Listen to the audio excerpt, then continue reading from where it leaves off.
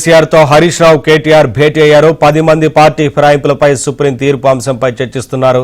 మరోవైపు కాసేపట్లో ప్రభుత్వానికి కాళేశ్వరం కమిషన్ నివేదిక ఇవ్వనుండడంతో తాజా పరిణామాలపై కేసీఆర్ తో హరీష్ రావు కేటీఆర్ చర్చిస్తున్నారు.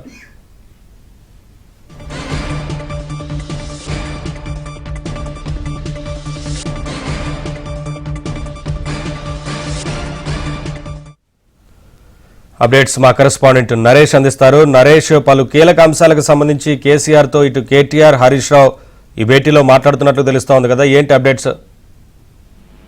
బీఆర్ఎస్ అధినేత మాజీ ముఖ్యమంత్రి కేసీఆర్ తో వరుస సమావేశాలు నిర్వహిస్తారు ఫామ్ హౌస్ లో కేసీఆర్. ఇందులో భాగంగానే KTR, BRS party working president KTR, అదేవిధంగా హరీష్ రావు, ఇతర ముఖ్య నాయకులు కూడా కొంతమంది కేసీఆర్ తో సమావేశం తెలుస్తుంది.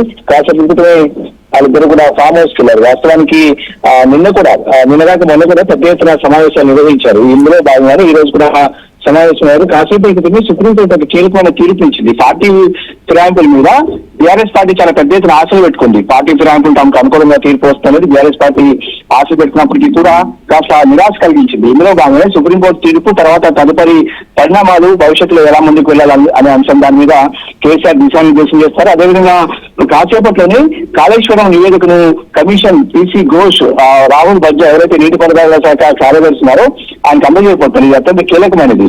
జూన్ నెలలో 2 సార్లు అటు కేసీఆర్ అదేవిధంగా హరీష్ రావు ఇద్దరు కూడా కాళేశ్వరం కమిషన్ ఎదుట హాజరయ్యారు. ఇందులో భాగంగానే కాసేపట్లో నివేదికను ప్రభుత్వానికి అందజేయబోతున్న నేపథ్యంలో తదుపరి చర్యలు ఉంటాయంటూ కూడా పెద్ద ఎత్తున వార్తలు వస్తున్నాయి. వాస్తవానికి తదుపరి చర్యలు ఏ విధంగా ఉంటాయని కూడా ప్రభుత్వం నుంచి కాస్త లీకులు వస్తున్న నేపథ్యంలో కాళేశ్వరం కమిషన్ నివేదిక ఇచ్చిన తర్వాత ఎలాంటి జాగ్రత్తలు తీసుకోవాలి, ఎలా ముందుకు వెళ్ళాలి పార్టీ పరంగా కూడా ఈ సమావేశంలో చర్చిస్తున్నట్టు తెలుస్తుంది. అదేవిధంగా 42% రిజర్వేషన్ కావచ్చు, స్థానిక సంస్థల ఎన్నికలు కావచ్చు, అనేక అంశాల మీద నిన్న కాకుండా మొన్నే పెద్ద ఎత్తున అంటే దాదాపుగా సుదీర్ఘంగా సమావేశమయ్యారు కేసీఆర్ పార్టీ నాయకులతో. మళ్ళీ ఈ రోజు కూడా సమావేశమయ్యారు. ప్రస్తుతం అయితే సమావేశం కొనసాగుతుంది.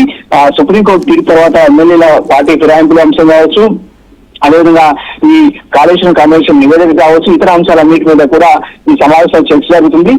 తర్వాత పార్టీకి సంబంధించినంత వరకు ఇప్పటికే ఒక జూబ్లీ హిల్స్ ఉప ఎన్నిక కూడా రాబోతుంది. దీనికి సంబంధించిన హోంవర్క్ కూడా ఇప్పటికే బీఆర్ఎస్ పార్టీ ప్రారంభించింది. కొంతమంది నాయకులకు జూబ్లీ హిల్స్ బాధ్యతలు కూడా అప్పగించింది. ఎట్టి పరిస్థితుల్లోనూ జూబ్లీ హిల్స్ ఉప ఎన్నికను ప్రతిష్టాత్మకంగా తీసుకోవాలి, గెలిచి తీరాలనేది కేసీఆర్ ఇప్పటికే దిశానిర్దేశం చేస్తున్న నేపథ్యంలో సిట్టింగ్ స్థానానికి ఎట్లయినా సరే సిట్టింగ్ స్థానాన్ని తిరిగి దక్కించుకోవాలని చెప్పి బీఆర్ఎస్ పార్టీ భావిస్తుంది. గతంలో కంటోన్మెంట్ సిట్టింగ్ సీట్ ను బీఆర్ఎస్ పార్టీ కోల్పోయింది. ఈసారి అలాంటి పరిస్థితులు ఉండకూడదు అనేది కేసీఆర్ ఆలోచనగా ఉంది. ఏదైనప్పటికీ కూడా ఫామ్ హౌస్ లో ప్రస్తుతం సమావేశం కొనసాగుతుంది. ఈ సమావేశం సుదీర్ఘంగా కూడా జరిగే అవకాశం కనిపిస్తుంది.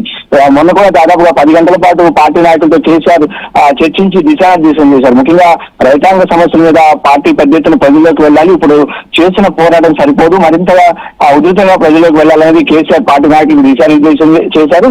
సో ఈ రోజు కూడా వాళ్ళు కీలకమైన అంశాల మీద అయితే ప్రస్తుతం చర్చ కొనసాగుతోంది. Thank you Naresh, thanks for the updates.